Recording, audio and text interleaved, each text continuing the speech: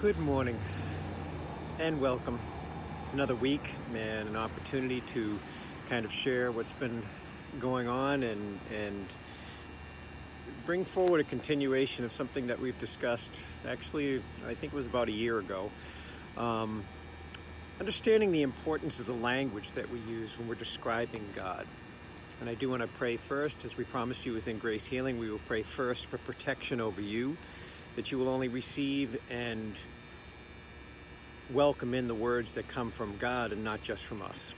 That you would actually be protected by Yahweh's holy presence and YahShua's holy authority, that you would receive the very things that are supposed to move you forward, not necessarily our perceptions. So we pray blessing over you. Yahweh,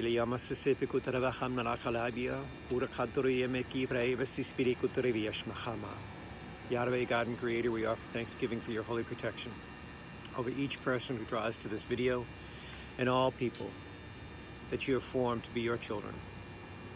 May we be blessed in the fullness of your wisdom, grace, peace, and understanding, and open to the holy attributes of your Spirit as we choose to live this life to reflect your nature in all things we encounter.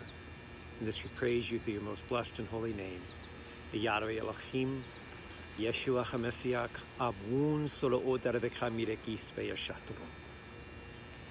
And one of the things that I want to speak to is something that people don't even realize they say, whether it's just in conversation or if they're dealing with the passing of a loved one. And there's a comment that comes up quite often that, well, I guess God just decided to take him home. It was his time, and God took him home. And one of the things that always cuts across my heart, because God does not take anybody from the planet.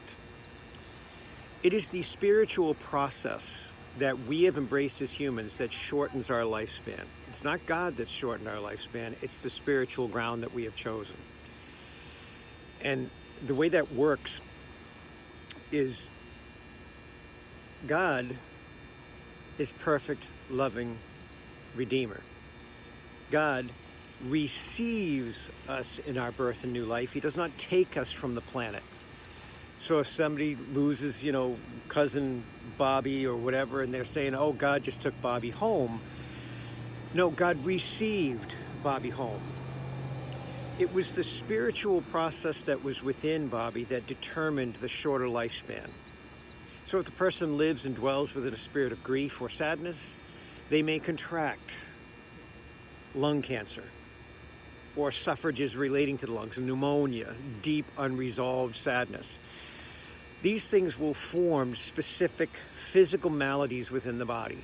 The body is a spiritual map describing what's going on within you by showing the different types of maladies. If a person is dealing with macular degeneration, that's from the spirit of high judgment, whether it be judgment cast upon them or judgments that they've encountered themselves as they function from the ground of judgment upon others, or they cast judgment. We're watching that throughout this nation as people are judging other races, judging other countries, judging other places, judging political parties. There's a constant state of what we call high judgment. That is a demonic form of judgment. And what that does is that forms maladies within the body that shorten its lifespan.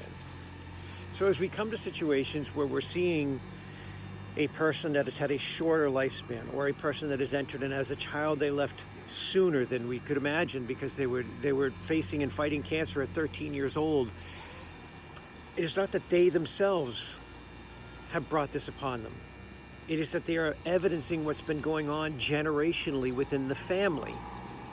The challenge is people aren't taught this, so they don't know the nature of how to do the spiritual releases that bring a body back into holy alignment, that cast off the sickness that forms around certain types of spiritual influences.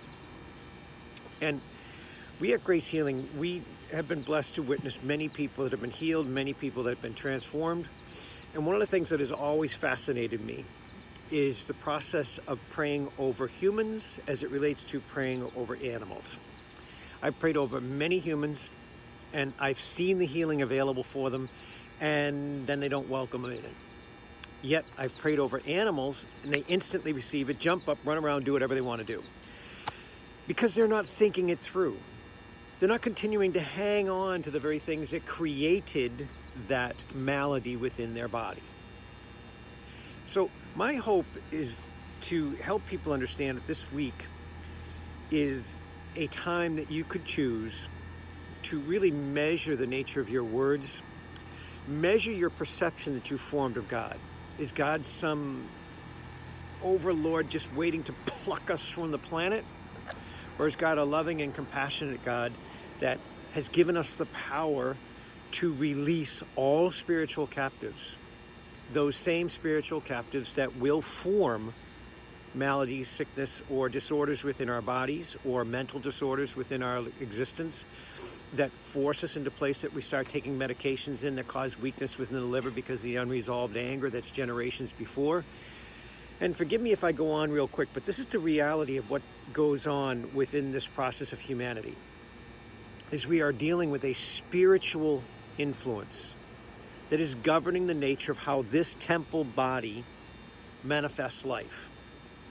And as I've told you before, if we embrace the words of YahShua, that we live not of the flesh and we set aside things of the body so that we live as the Spirit, and the Spirit will manifest through our body the nature of God's glory and all the blessed things we live and dwell in. So, living not of the flesh. Remember, the original words that describe flesh were the Aramaic words that describe the soul. So if we live not of the soul, and we live and set aside things of the body to live fully as the Spirit. If we live as the Spirit, pure, governed by God's holy attributes, our body will manifest glory and living results that show the nature of God's full design of 120 years promise with a sound mind and a healthy body. So again, we set aside the things of the flesh, all spiritual captives that we have known or not known. We seek God's presence and choose the holy attributes of his nature, and our bodies will evidence life. So again, God is not here to take your life. He's not here to take your cousin from you, or to take your son, or to take your daughter. God is here to bring and manifest life through us. Do we wish to do it in human form? Or do we continue to embrace the spiritual things that have brought suffering within our bodies and cast off this human form as our body is born into new life through sickness or death?